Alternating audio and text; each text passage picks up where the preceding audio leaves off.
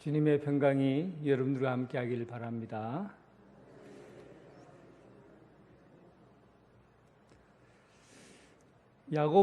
야고보서에서 시험이라는 단어를 페이라스모스라는 단어를 씁니다. 이 페이라스모스 시험이라는 단어가 두 가지로 나뉘어서 설명이 돼요. 첫 번째는 테스트의 의미로 시련을 뜻합니다.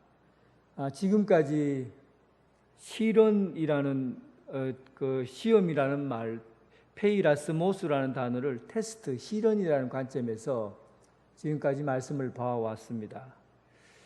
그리고 두 번째는 시험이라고 해서 이 두 번째 의미는 페이라스모스라는 의미가 유혹, 영어로는 temptation이라는 단어를 사용하는데 이것은 나쁜 일을 하게 만들려는 시도에서 오는 그런 의미로 사용됩니다.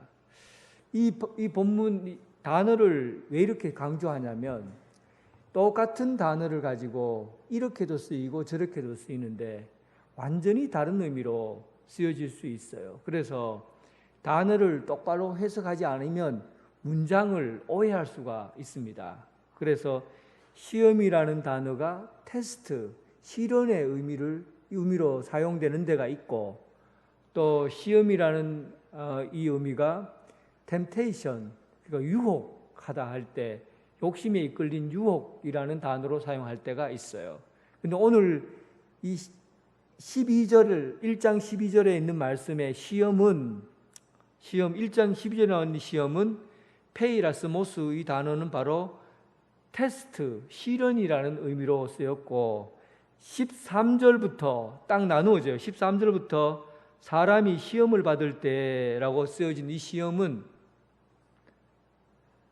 시련이라는 단어가 아니라 유혹, temptation이라는 단어로 해석을 해야 돼요.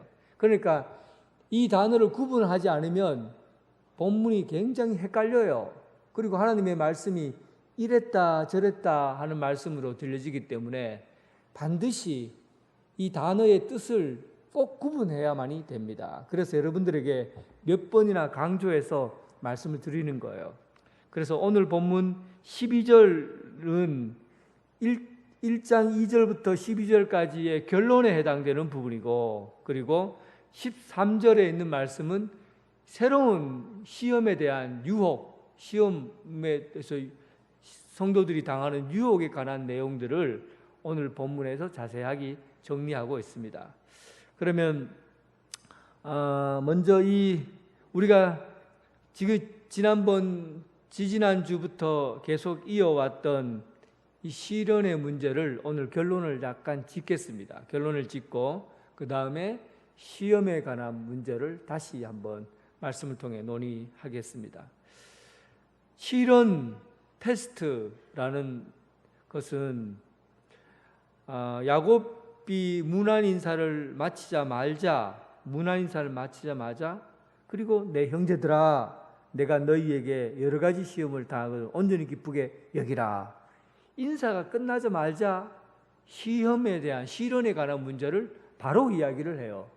그만큼 긴급하고 또 지금 야고보가 섬기고 있는 교회에 지금 겪고 있는 시련의 문제가 굉장히 긴급한 문제였기 때문에 바로 중심적인 문제로 이야기를 하는 겁니다.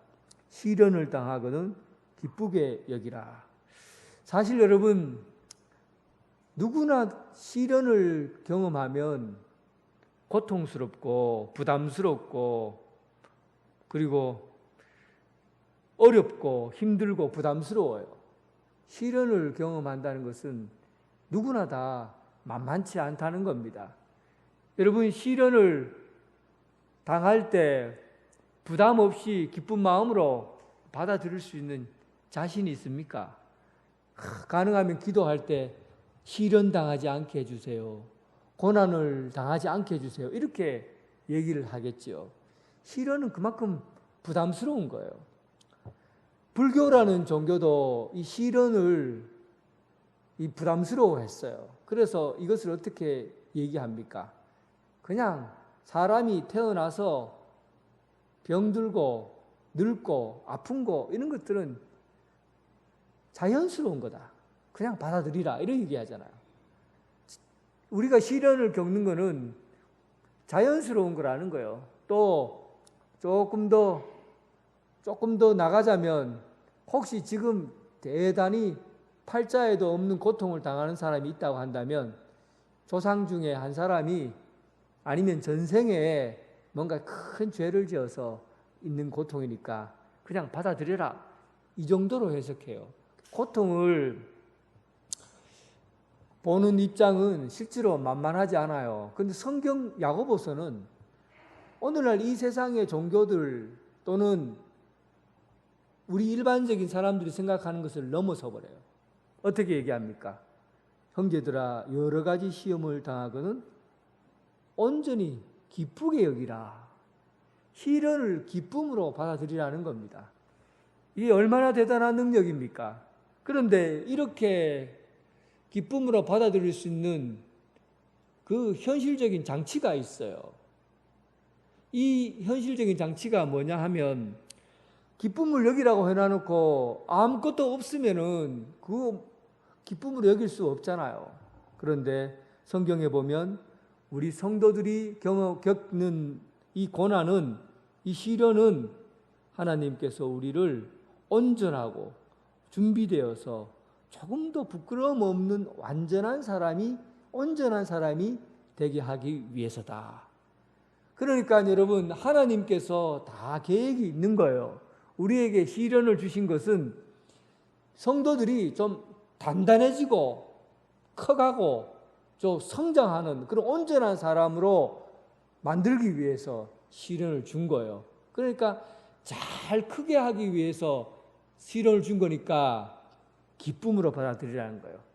두 번째는 이유가 또 있어요. 그것은 뭐냐면 오늘 본문의 말씀이 결론입니다. 12절에 시험을 참는 자는 복이 있나니 시련을 견뎌낸 자가 주께서 자기 사랑하는 자들에게 약속하신 생명의 면류관을 얻기 때문이다. 우리에게 시련을 주신 것은 기대할 만한 진짜가 기다리고 있기 때문에 그래요. 이번에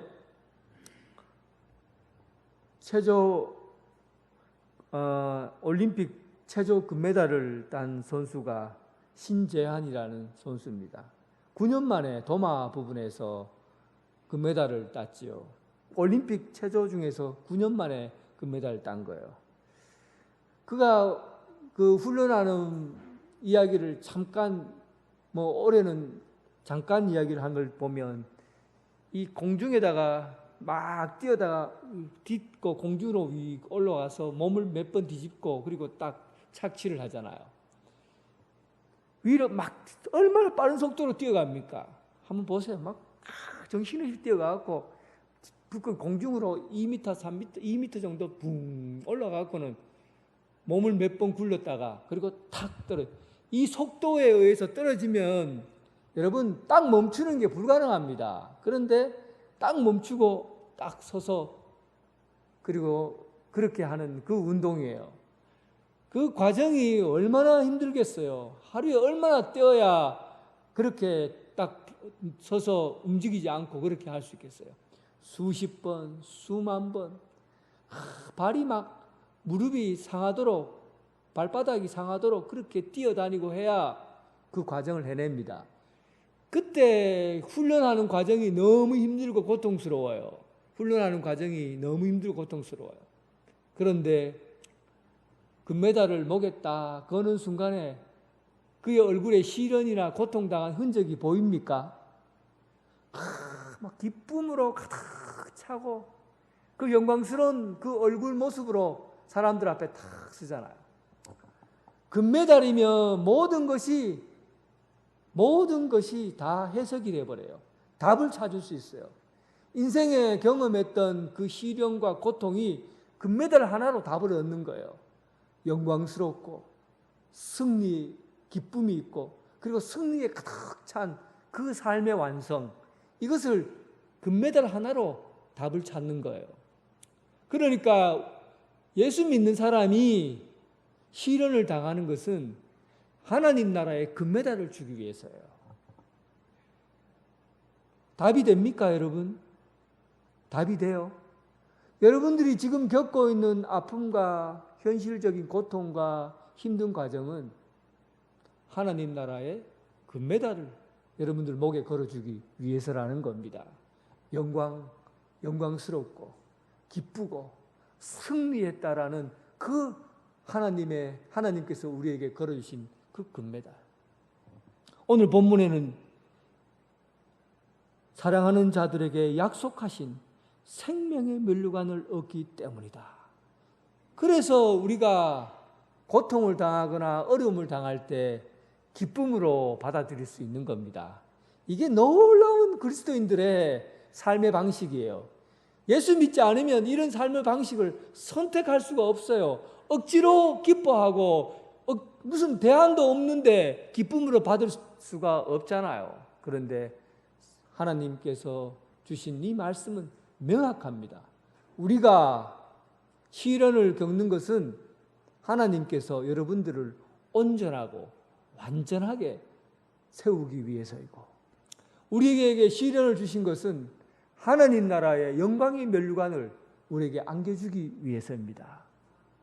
여러분, 모든 성도들이 하나님께서 주시는 영광의 면류관, 여러분 머리에 다 하나씩 얹어 받을 수 있기를 주님의 이름으로 축원합니다. 그리고 이 시험에 관한 이야기가 13절에 또 한 번 나오잖아요.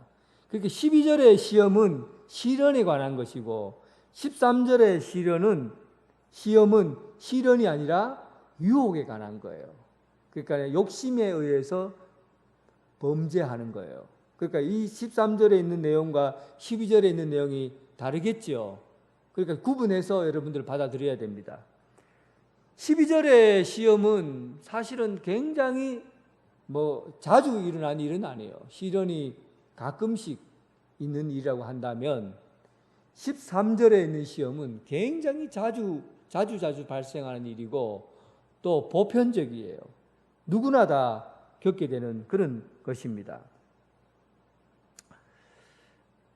13절, 사람이 시험을 받을 때 내가 하나님의 시험을 받는다 하지 말지니, 시험을 받을 때 그것은 아주 이제 모든 사람들에게 일상적이고 또 많은 사람들이 겪게 되는 거라는 거죠. 유혹, 시험은 어린아이도 경험합니다. 그리고 10대도 시험을 경험하고 20대, 또 30대, 40대, 50대, 또 나이 많은 80대도 유혹, 시험을 경험해요.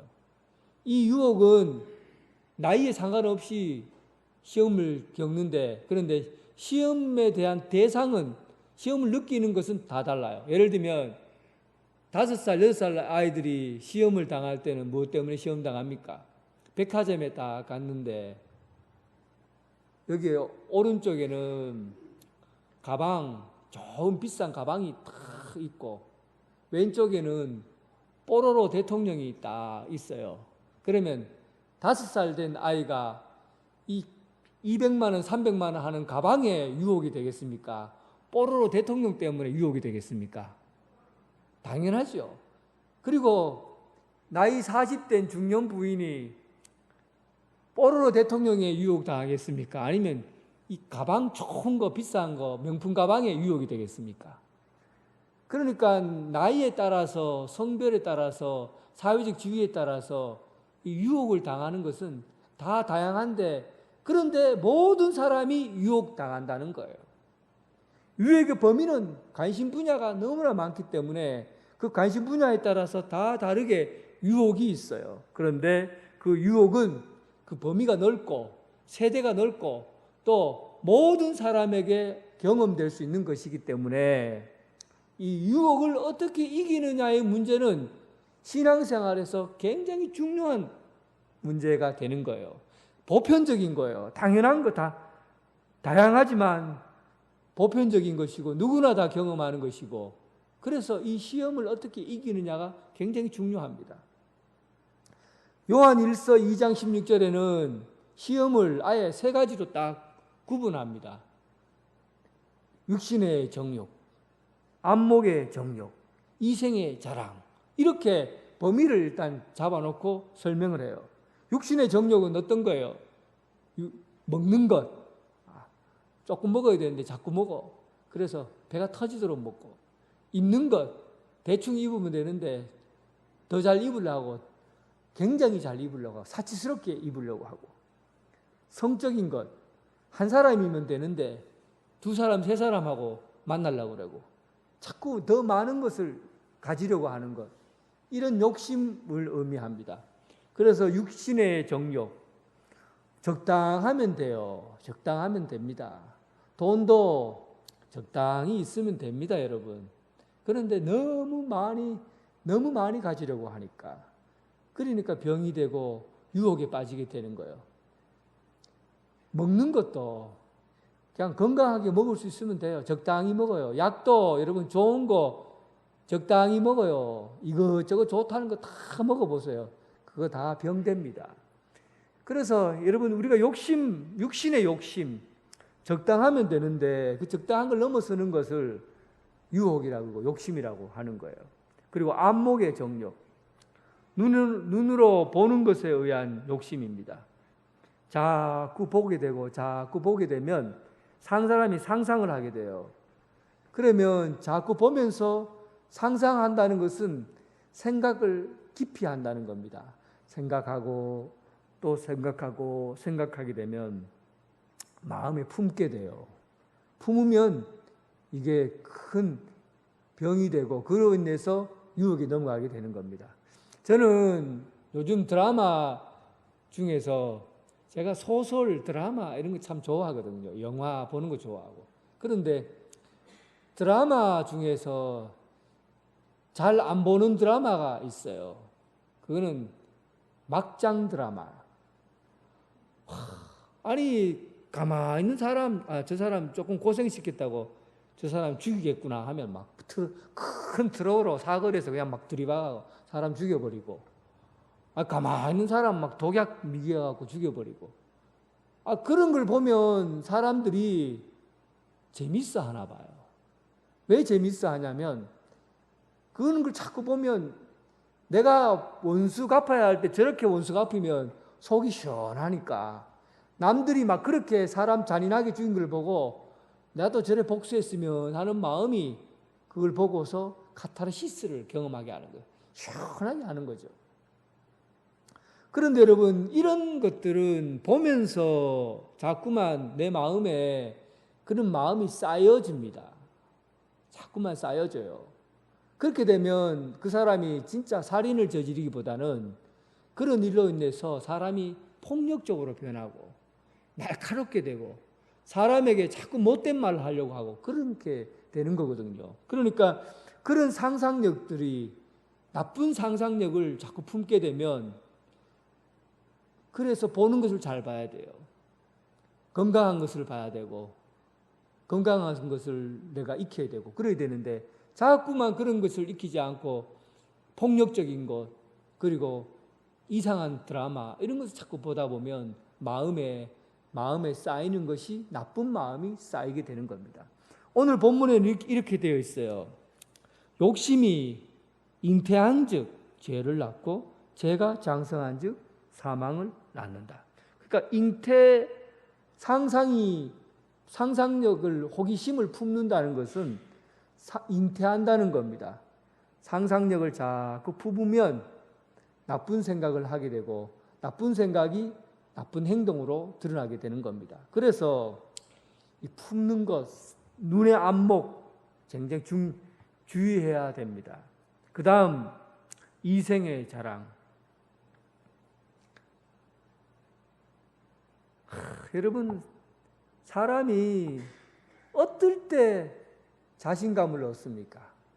내가 괜찮은 사람이다 하고 느낍니까? 자랑할 때예요. 막 우리 아들 막 자랑하고, 딸 자랑하고, 또 돈 자랑하고, 집 자랑하고, 뭐 좋은 냉장고 사면 냉장고 자랑하고, 자랑 자꾸 해보세요. 어떤 느낌이 듭니까? 내가 그래도 괜찮은 사람이구나. 이런 마음이 드는 거거든요. 그래서 자랑하고 싶은 거예요. 자랑할 게 없으니까 어떤 사람은 막 집에 기르는 똥개도 자기 집 개라고 자랑하고, 어떤 사람은요, 내인데 이런 자랑도 하더라고. 목사님, 제게 비밀이 하나 있습니다. 제 엉덩이에 점이 하나 있어요. 점이 복점입니다. 막 자랑할 게 없으니까 엉덩이에 점 있는 것까지 자랑해요. 홀딱 벗겨보고 싶더라고요. 근데 여러분 보세요. 이게 사람이 자기 자랑을 하게 되면, 자랑함으로 인해서 자기 자신이 인정받는다고 생각하고 자기 자신이 높임을 받는다고 생각하게요. 그러면 사는 거예요.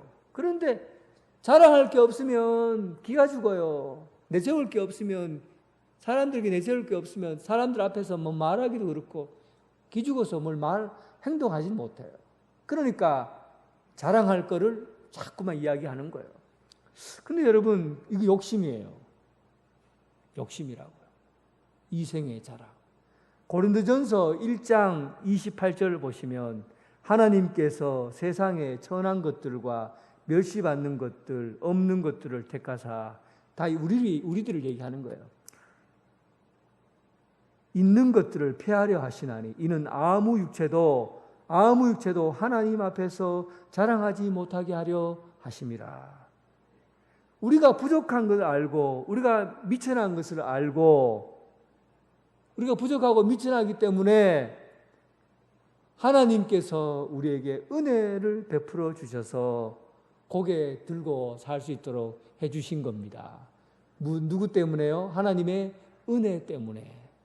그러니까 여러분, 우리가 하나님의 은혜로 고개를 들고 사는 거지, 우리 미천한 자고 부족한 자인데 하나님의 은혜로 고개 들고 사는 거지, 내 아들이 뭐 잘나서, 내 딸이 잘나서, 내 얼굴이 잘나서, 돈이 많아서, 세상에 가진 것들이 많아서 그래서 여러분 고개 들고 다니는 줄 아십니까? 아니라고요. 하나님이 우리에게 은혜 주셨기 때문에 우리가 고개 들고 다니는 겁니다. 그래서 사도 바울은 내가 가진 것으로는 자랑할 것이 없고 내가 가진 것은 전부 다 배설물, 똥으로 여긴다. 그런데 내가 오직 자랑할 것은 뭐라고요? 예수 그리스도밖에 없다. 예수 그리스도밖에 없다. 우리가 자랑할 것은 예수 그리스도밖에 없어요. 이게 우리 성도들이 자랑에 대해서 유혹당하지 않는 겁니다. 자랑하고 싶어 죽겠죠.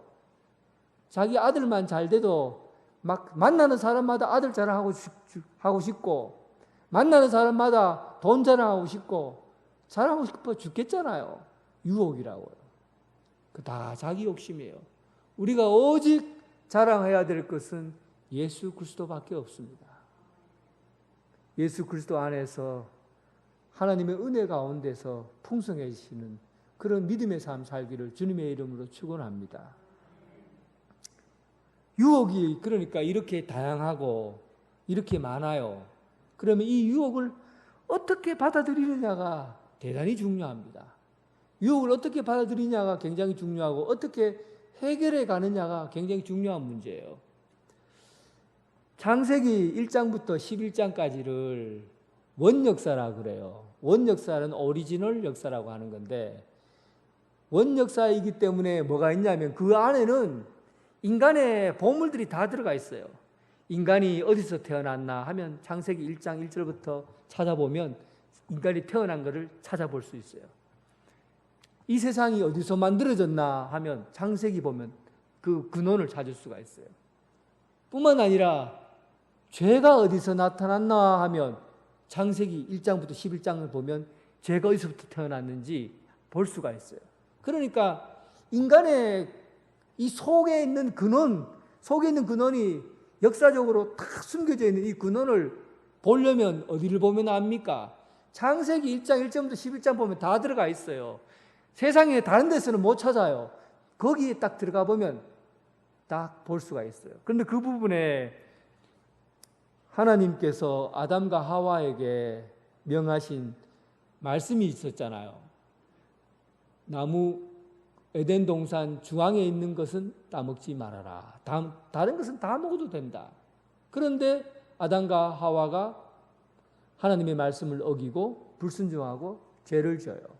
범죄했습니다. 그때 하나님께서 아담을 불러서 네가 왜 내가 먹지 말라는 선악과를 먹었나 하니까 뭐라고 합니까? 하나님께서 만들어 갈비뼈를 가지고 만들어 놓은 저 여자가 먹으라 해서 먹었습니다. 누구에게 죄를 떠넘기는 겁니까? 여자에게 떠넘기지만 동시에 하나님께 책임을 넘기는 거예요. 자기가 죄를 지어놓고 책임은 하나님께 떠넘기는 거죠. 하와야 니는 뭐 때문에 죄를 지었노? 자, 뱀이 나를 살 꼬셔갖고 꼬시켰다고 그렇게 얘기를 합니다. 누구에게 죄를 떠넘기는 겁니까? 뱀에게 떠넘기는 거예요. 사람은 죄를 남에게 떠넘기는 것이 자연스러운 거예요. 그게 창세기 나온 말씀이니까 인간의 본능이 그렇다는 걸 보여주는 거거든요. 그러니까 내가 책임을 져야 되는 것들을 남에게 떠넘기는 게 굉장히 자연스럽다는 거예요. 아담도 그랬죠. 심지어 하나님에게도 떠넘긴다니까요. 죄를 지었으면 하나님이 묻는데도 하나님께도 떠넘길 정도로 죄를 남에게 책임지려고 하질 않아요. 내가 잘못을 저지르면 그 죄를 책임지려고 하질 않아요. 그게 자연스러워요. 항상 내가 지은 죄도 남에게 떠넘기려고 하는 거죠. 그게 유혹이에요. 이 유혹을 어떻게 처리해야 되냐 하는 건데, 우리는 죄를 지으면 이 죄를 지은 것들을 내 욕심에 의해서 죄를 저질러 놓고는, 내 욕심에 의해서 잘못을 저질러 놓고는 내 욕심이 아니라 남에게 전가시키려고 하는 겁니다. 야고보가 이걸 정확하게 지적을 했어요.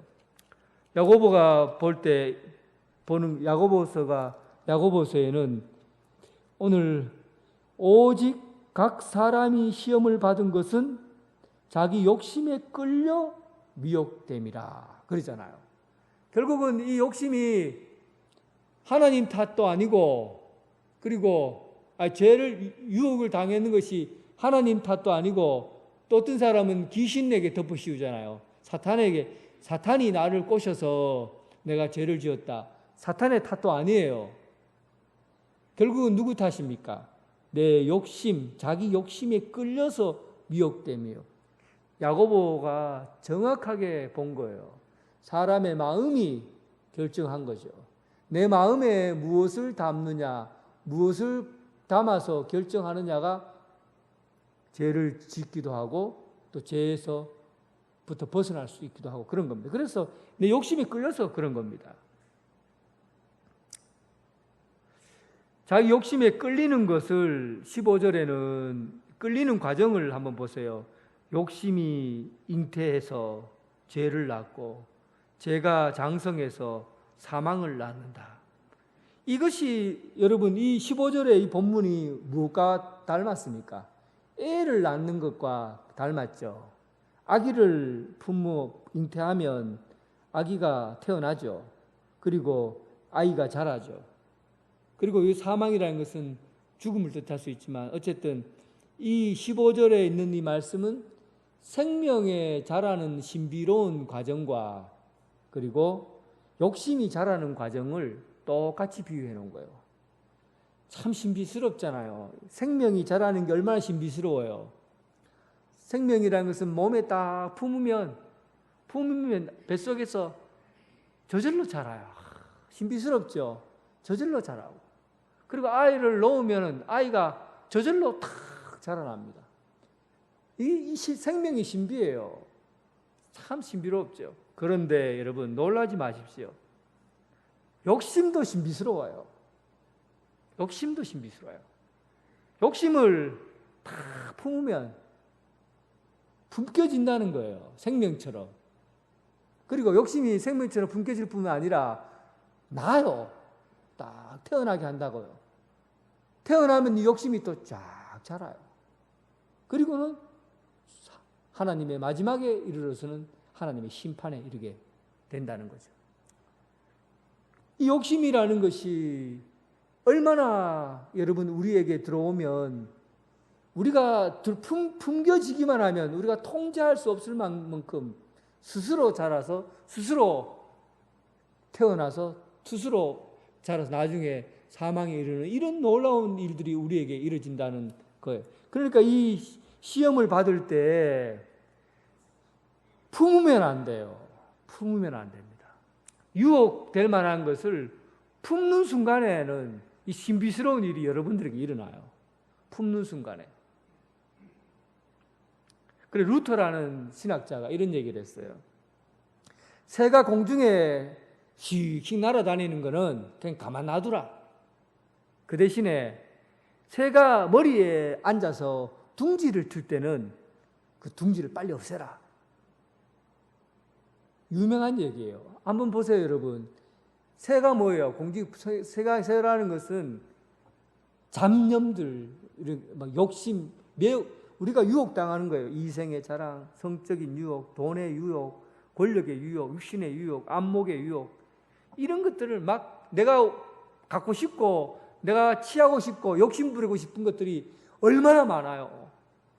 막 머리에 생각나는 거는 그냥 그대로 생각나는 걸 무시하라는 겁니다. 무시하고 그냥 가만히 있으라고. 그런데 괜히 막 그걸 머리에다 딱 들어와서 적용하도록 한다고 해서 그걸 괜히 막 마음에 품어요. 그리고 마음에 품으면 어떻게 된다고 그랬어요? 그때부터는 둥지를 틀어서 자라게 되잖아요.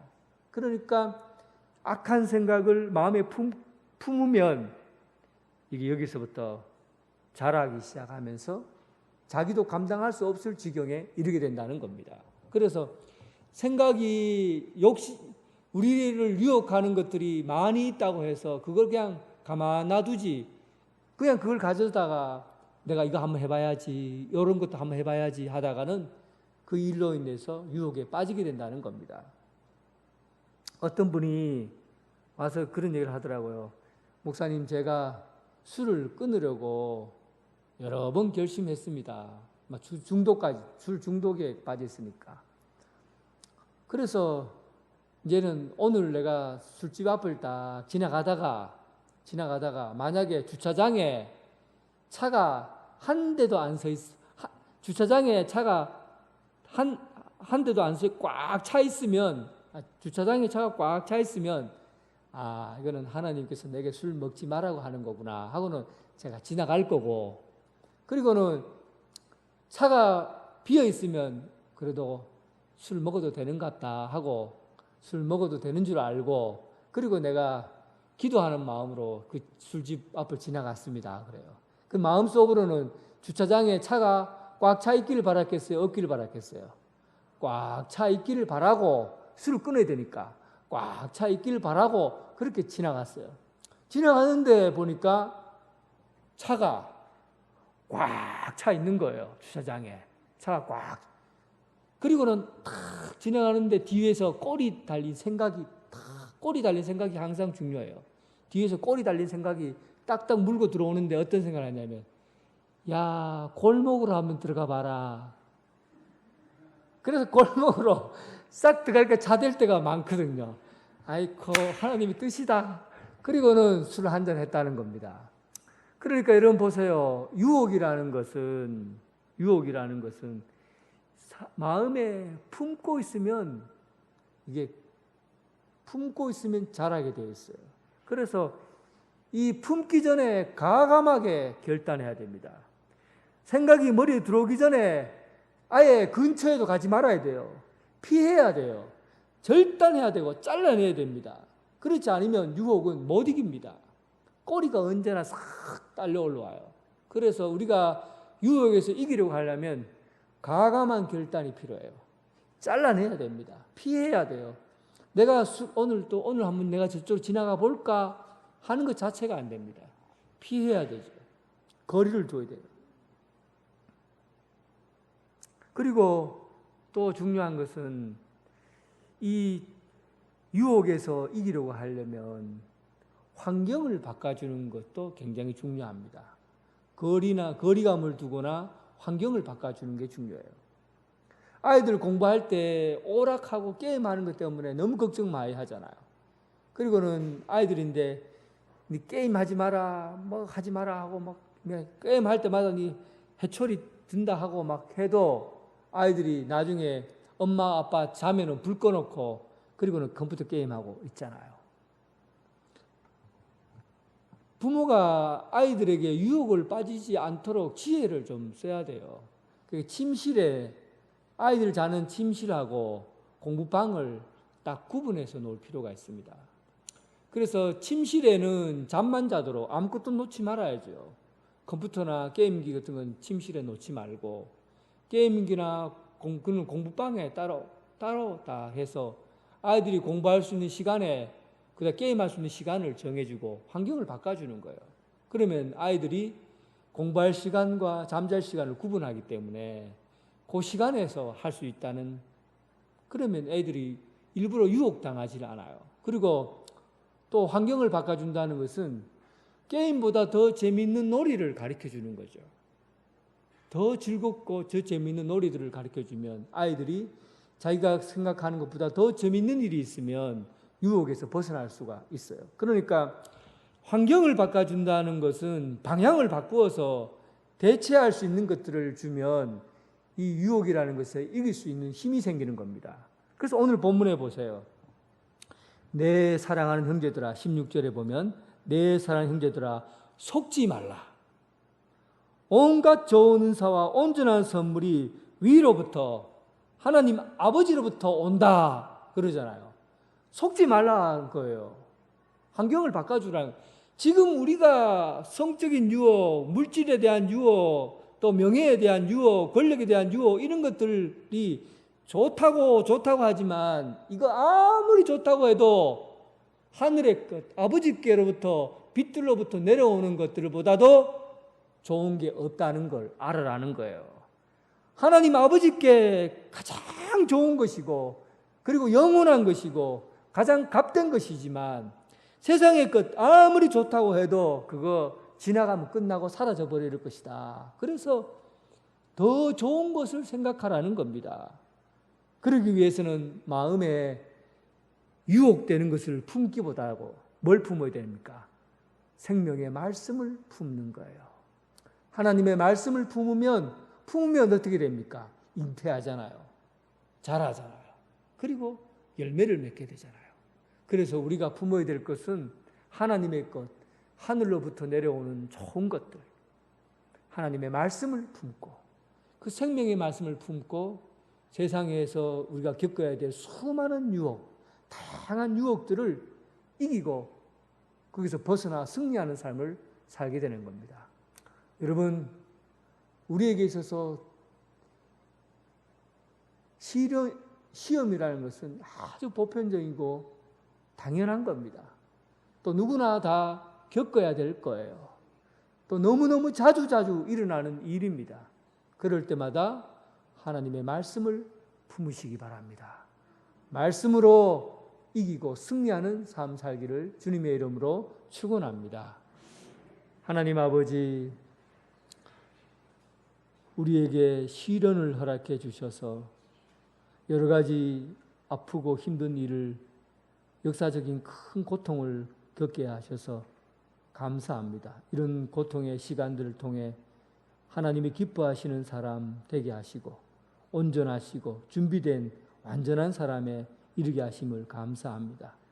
또한 우리가 장차 올 그 나라에서 생명의 면류관을 받을 것을 믿고 오늘 우리가 영광스러운 그 고난에 참여하게 하여 주시고 그 고난을 기쁨으로 받아들이게 하여 주옵소서.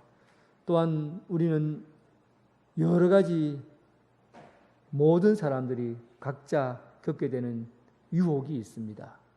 이런 유혹들을 이기기 위해서 단호하게 끈끈을 수 있게 하시고 거리를 두고 또한 하나님의 말씀, 이 세상의 것보다도 하늘의 하나님으로부터 내려온 빛들의 좋은 것으로 채워지게 하시고 생명의 말씀을 품고 이 세상 가운데 어둠에 지치지 않고 어둠 속에 빠지지 않고 빛 가운데 살아가고 또 생명의 풍성함을 얻게 하여 주옵소서.